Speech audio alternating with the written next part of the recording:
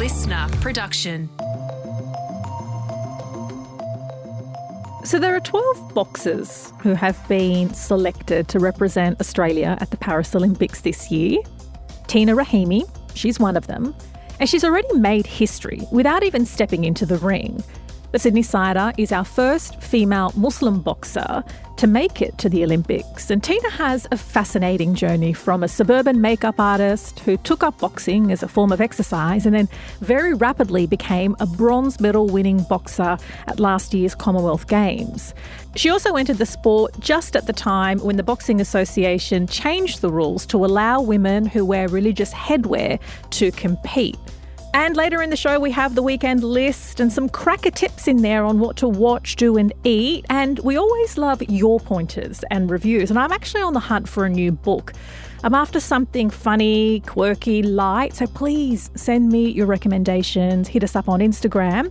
But first, here is the history-making Tina Rahimi, who joined me took a break from training while in Canberra at the Australian Institute of Sport. Tina Rahimi, I can't wait to get to know you. So, as the song from Sound of Music goes, let's start at the very beginning, a very good place to start. Tell me about your upbringing and where you grew up. Well, I was born and raised here in Australia, in Sydney, at Westmead Hospital. I grew up in Rydalmere, so it's just right next to Parramatta. Yeah, pretty much grew up with my father since I was maybe heading into year 7. So me and my 3 sisters grew up with my dad. My mum wasn't in the picture back then. Yeah, but me and my sisters are all 1 year apart, so I'm the middle child, which is exciting. But yeah, that's just a little bit about myself. And were you encouraged to play sport? And I say that as someone who came from a very conservative family. You know, I grew up in Western Sydney and my dad was super conservative, telling me things like girls don't wear shorts and girls don't ride bikes, using the Arabic words aib, like rude or haram, forbidden or sacred. Yeah. Did you grow up with that sort of messaging as well? No, I actually grew up in a really non-religious family as well. So dad wasn't religious at all. I'm actually the only one in my family that wears the hijab. Dad was he was pretty kick back, I would say.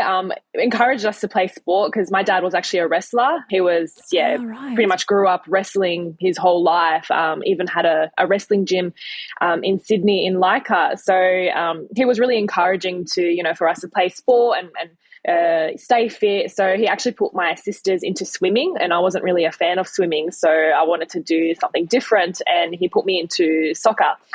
So I was doing soccer. I didn't do it for long. Only did it for two seasons, I think it was. Dad used to work overnight, so he used to do security. So he would be really annoyed if I woke him up to take me to my soccer lessons. So it was quite funny. But I was really sporty and always loved playing sport. Always participated in sport in school, and so Dad wasn't really too strict on that. He was always very encouraging for us to stay fit.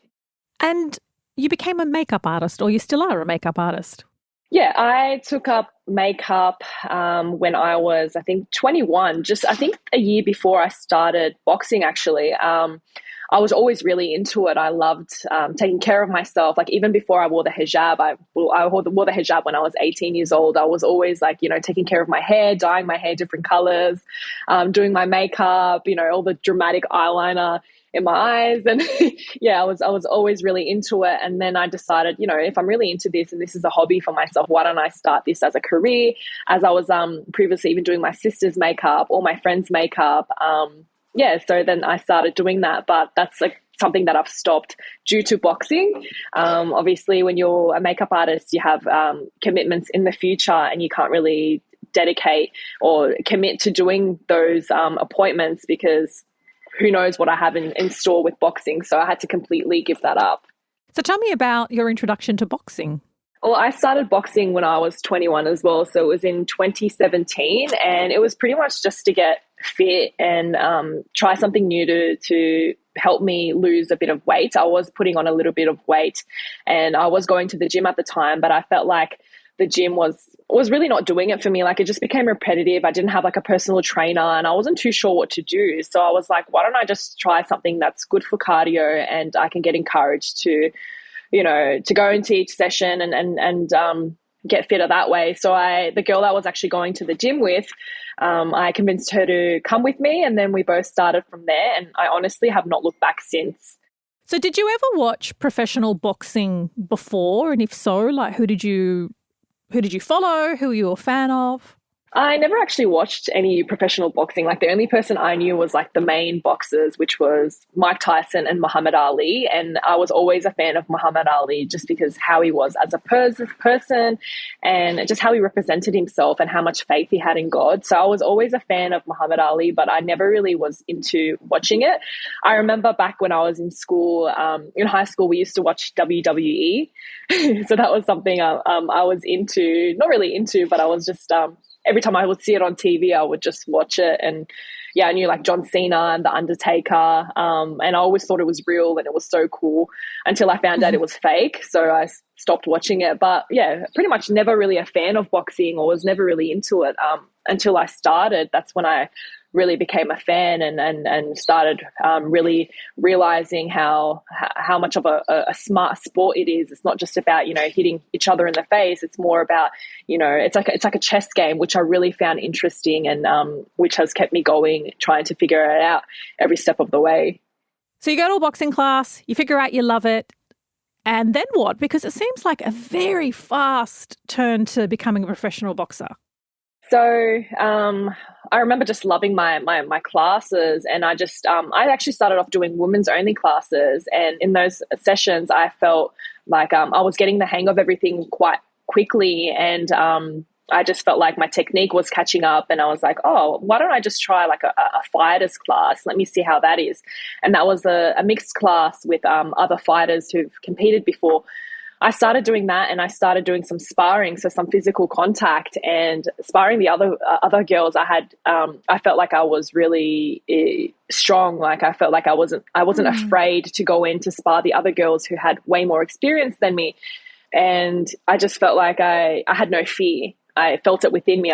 If I got hit with a punch, I was ready to go again, ready to show them that your punch doesn't hurt me. I'm not afraid of your punch. So I would just keep coming forward. And after that, I remember I spoke to my coach at the time, and I was like, oh my God, I would really like to have a fight. I think I went when we supported a group of our fighters at that time. We went to watch them fight. And after that, I was so motivated. I was like, oh my God, this is what I want to do. And I want to dedicate time to have my first fight. And then I think within 3 months after that first fight night, I had my first fight. In total, I think I had only 6 months of training before I jumped in the ring.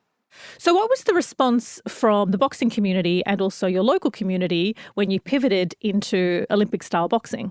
Well, the response was actually pretty positive. I remember because you don't see like a hijab wearing female, do boxing. So I remember the response was it was actually quite shocking.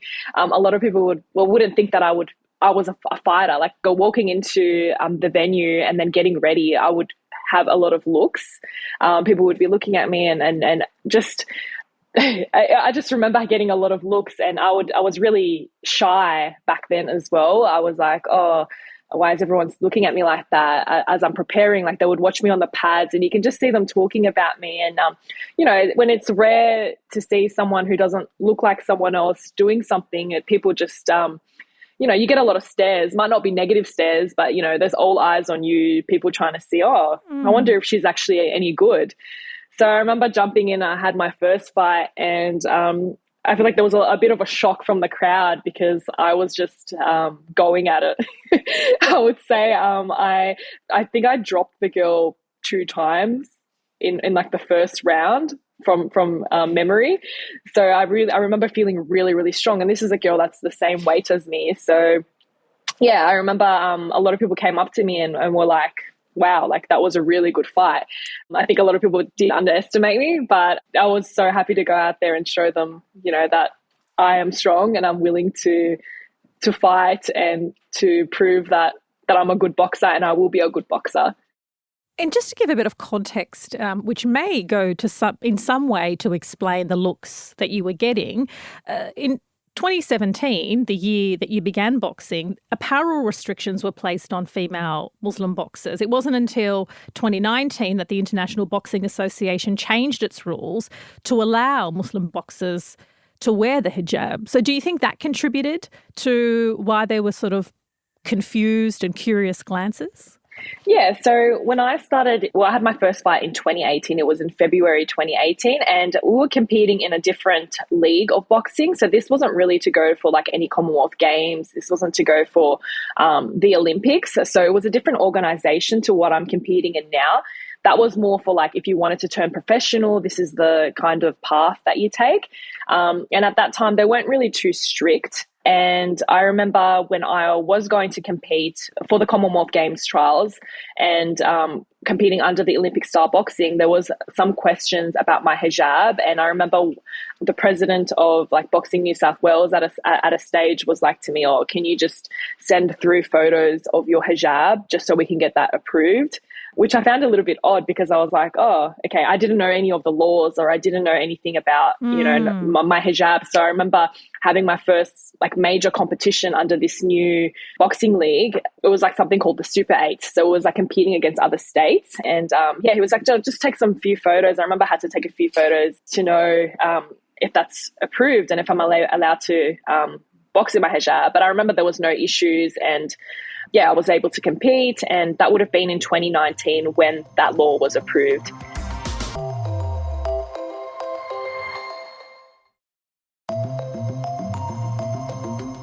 And I'm fascinated by the pain and the injuries. Like, what's the worst kind of injury you've sustained, or how long can it take sometimes to recover after a fight? Well, the most recent injury, I've had quite a few injuries. There's always injuries. There's minor injuries and there's major injuries. Like I've sprained my ankle. I've hurt my elbows, my wrists. Like there's always injuries. But my most recent one would have been this over here, as you can see.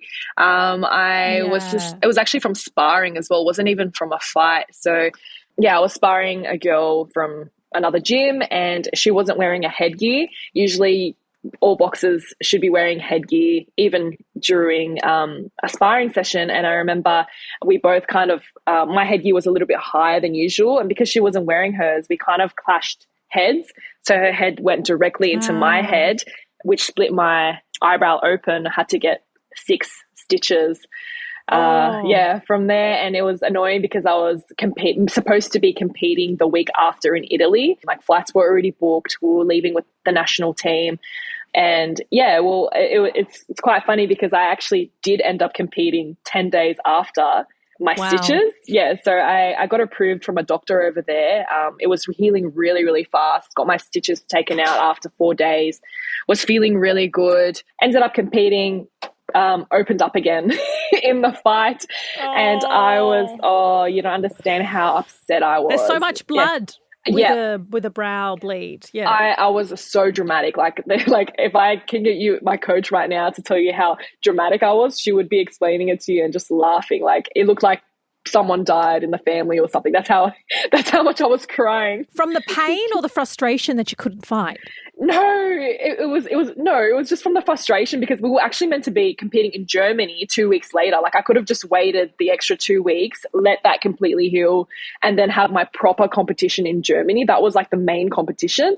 But I was so eager to fight. I was like, I need to fight. Like I haven't fought in a while, and I'm overseas. I'm in Italy. I need to fight. Yeah. So I was like so eager to fight. But I was just crying because I'm like, oh, now there's no chance that I'm fighting in Germany. And then we had our qualifiers, our Pacific Game Olympic qualifiers in 6 weeks. So I was thinking, oh my God, what if I need to do stitches again and I won't be able to fight at the qualifiers? And if it opens up at the qualifiers, I won't be going to the Olympics. It was so frustrating. But we didn't get it stitched up. We actually got it glued up the second time. So I was happy because I was like, no, I don't want stitches. Well, it must be handy being a makeup artist who's also a boxer, because I imagine you've got all the makeup techniques to cover the bruises and whatever it is that lands on your face. Yeah, well, I remember at the World Championships earlier this year, I fought she was an Indian representative as well. So I fought her, and she actually ended up beating me in that fight, which was upsetting. But I had a massive bruise on my eye. Like, it was so noticeable. And if you saw me without makeup, you would see it was a big black eye. But when I covered up, you could not see anything. So it was so funny because I would walk out and I'd just be so confident, and then once I took my makeup off, I'm like, oh my god, everyone's like, how did you cover that so well? I'm like, the perks of being a makeup artist. So yeah, it's a good skill to have. You had the opportunity to train with Jeff Mayweather, and that is the uncle of Floyd Mayweather, who's the professional American, former boxer and now boxing promoter. What was it like?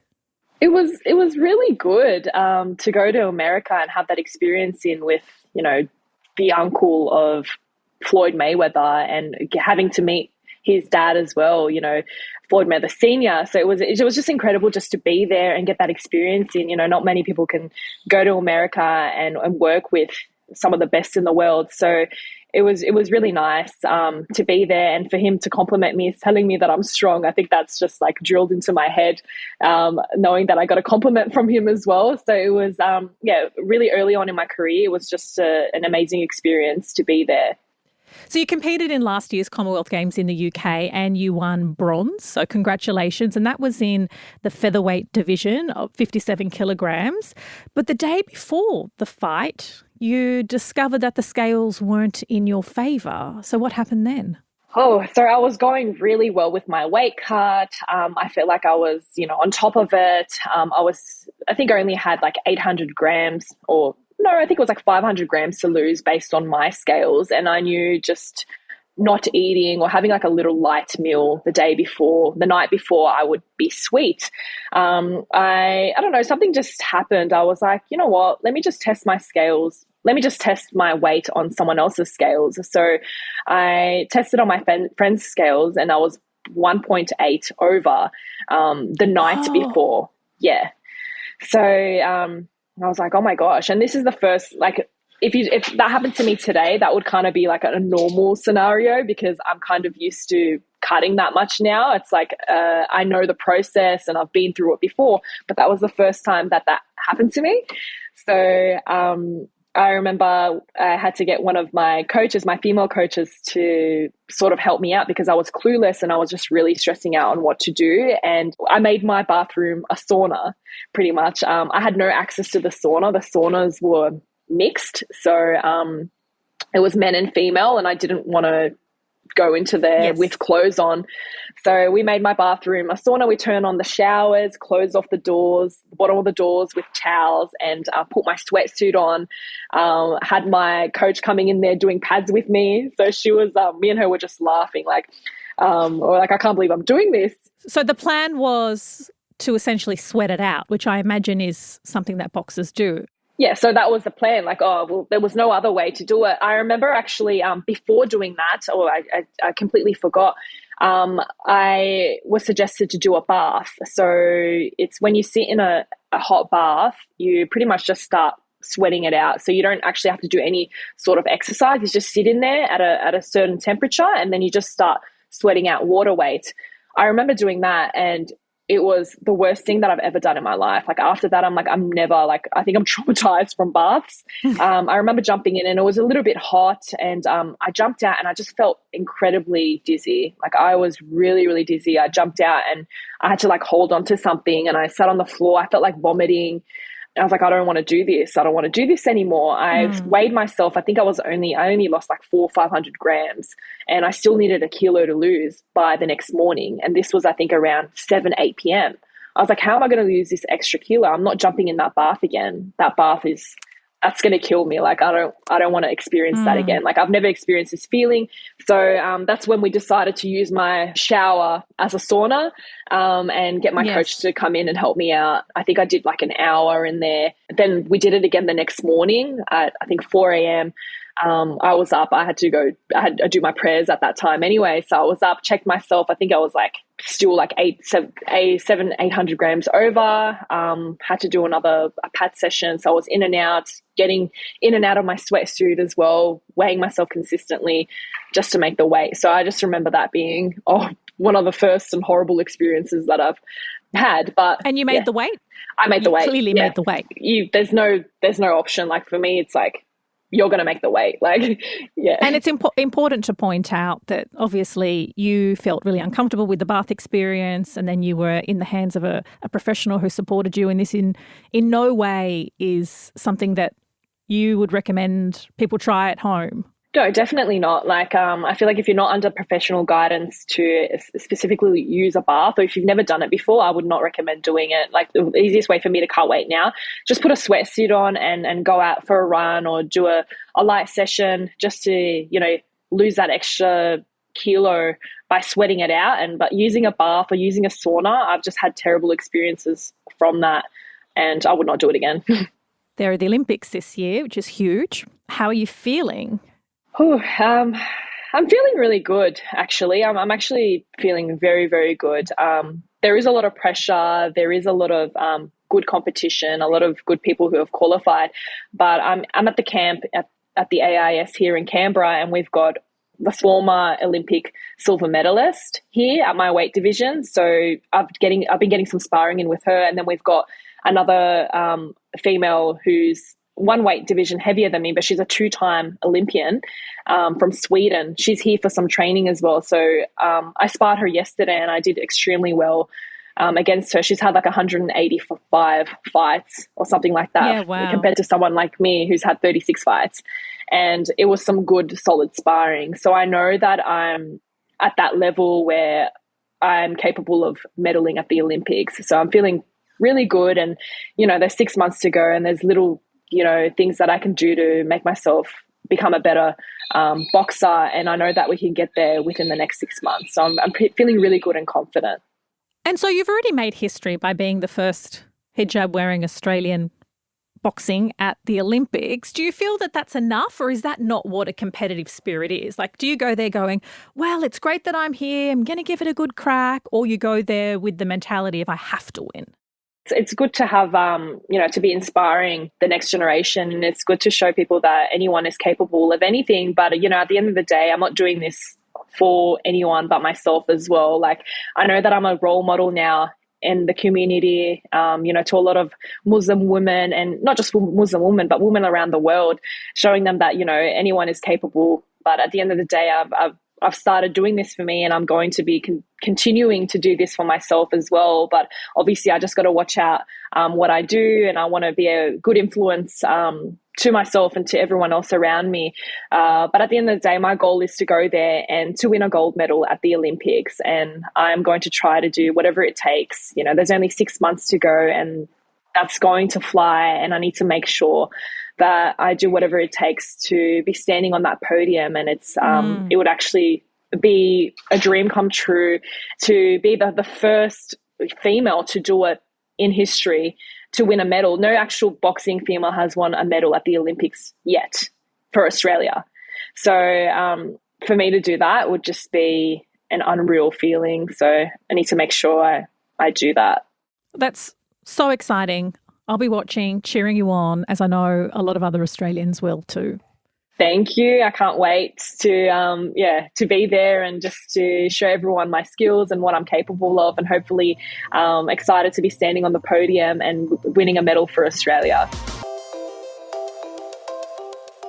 That was Tina Rahimi, who has an intense and really important 6 months ahead of her before she gets to the Olympic Games. So definitely watch that space. But it is now time for the weekend list. The wonderful Helen Smith, my producer extraordinaire, joins me. Helen, what have you got? Okay, my first recommendation this week is Love on the Spectrum, Season 2 on Netflix. Nice. I'm obsessed. I've loved Season 1. I've watched the US version. This is also based in the US, but it's made by an Australian documentary filmmaker. Well, so people who haven't watched Series 1 or Season 1, tell us what it's about. Okay, so the whole series is following young people living on the autism spectrum, figuring out dating and their journeys on finding love, which is just so beautiful because it's a universal kind of feeling, like wanting love, relationships. They're hard for everybody. Yes.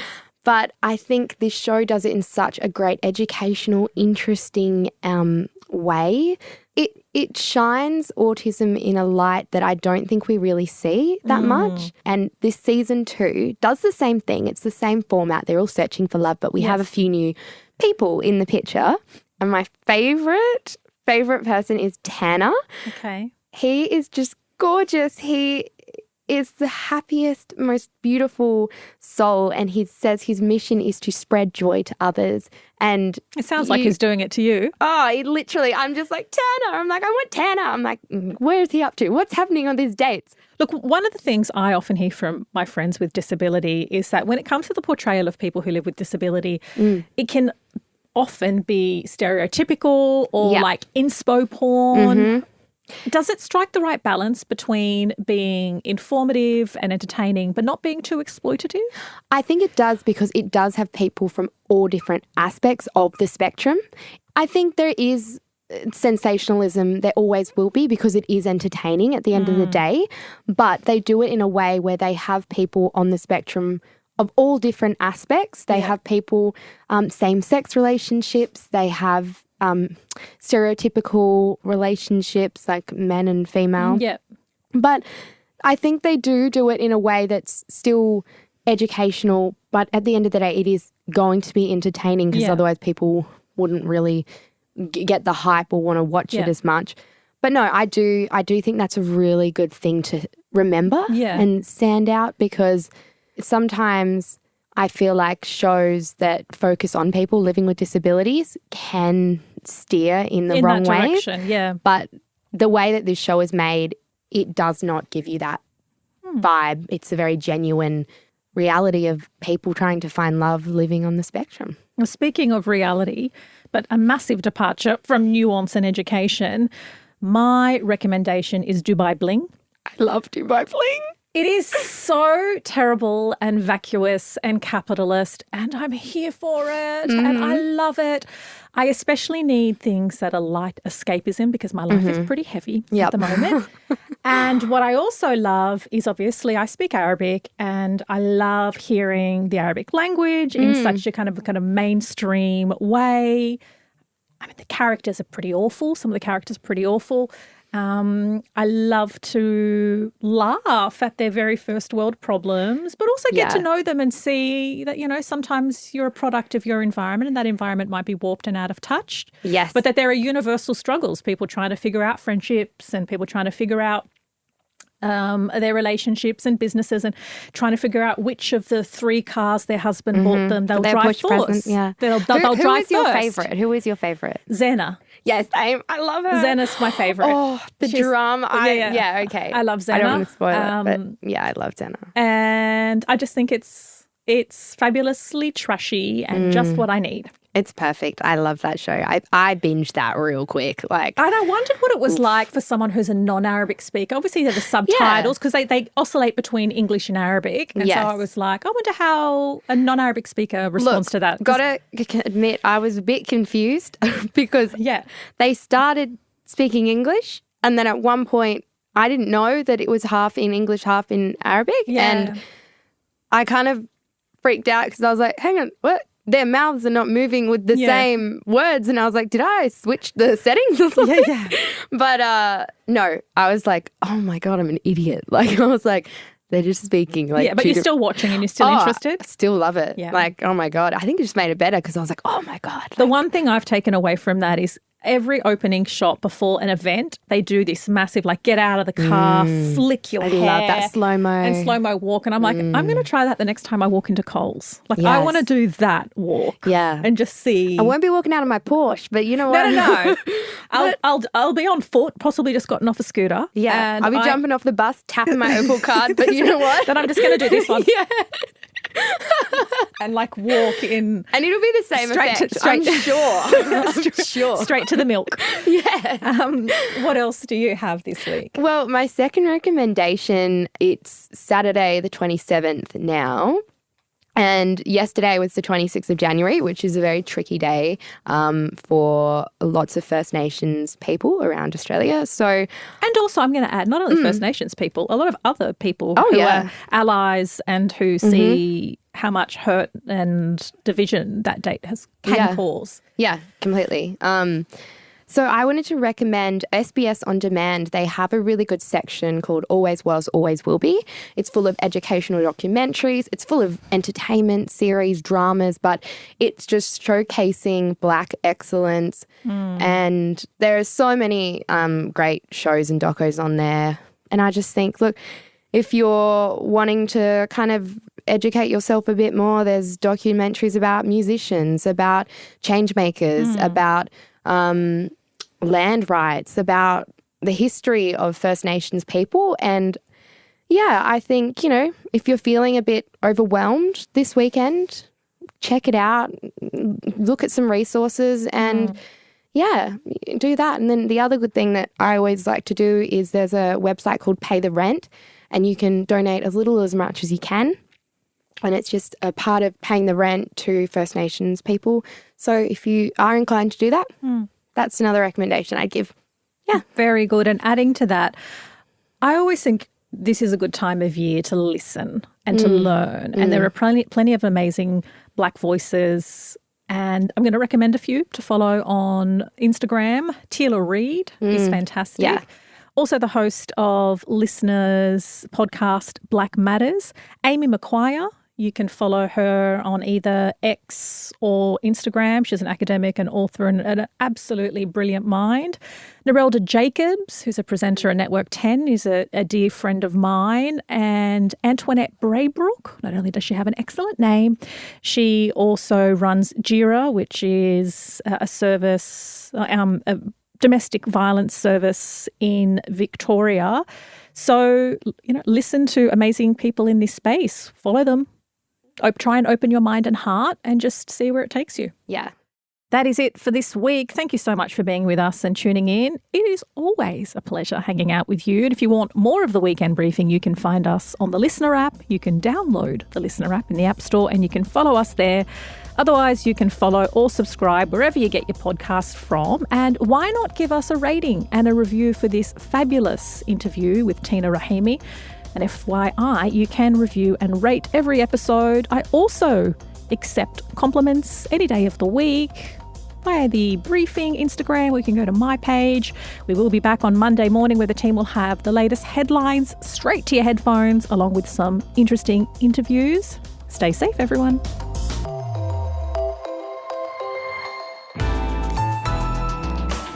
Listener.